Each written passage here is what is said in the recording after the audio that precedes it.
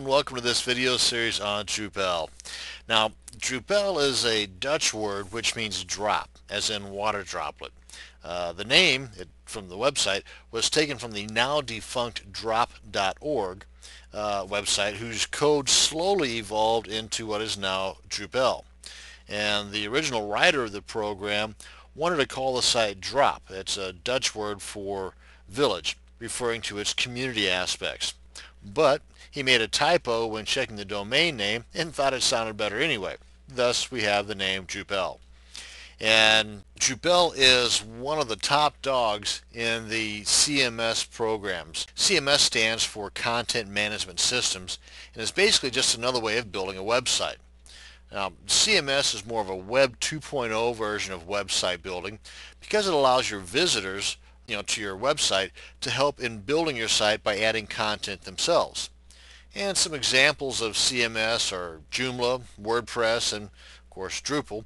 Now, while most all CMS programs have value in their own right, these three are to be considered some of the bigger of those available on the market today. And of course, the three I mentioned are all open source, which means they're free, which makes them even better. Now, WordPress is fantastic for creating blogs. Joomla is great as well, but there seems to be a bit of a learning curve involved. Now, this leaves Drupal. Now, Drupal has the functionality of the other two, but its ease of use that tends to make it stand out above the rest. Now, if you have looked into Drupal at all, you may have noticed a few different versions floating around. You got your versions 4, version 5, or even the latest version as of April of 2008, which is the one we're going to be using, and that's version 6. And basically, you need to find out which one is best for you and your needs. It might take a bit of research on your part to accurately figure that out. Now, some of the add-ons that are called modules will only work on a particular version.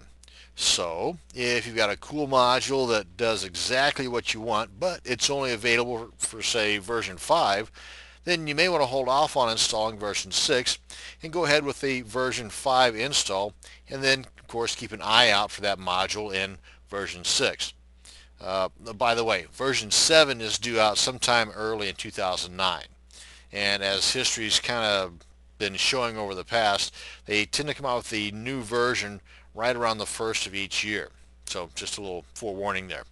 Now, I found that several of the modules for version 5 have been fully integrated into version 6. So before you decide to stick with the older version, you may want to review some of the new additions to version 6. And we will be touching on a few of these in the first couple of videos in this series. Now, my goal here with this video series is to demystify and at the same time simplify the Drupal program.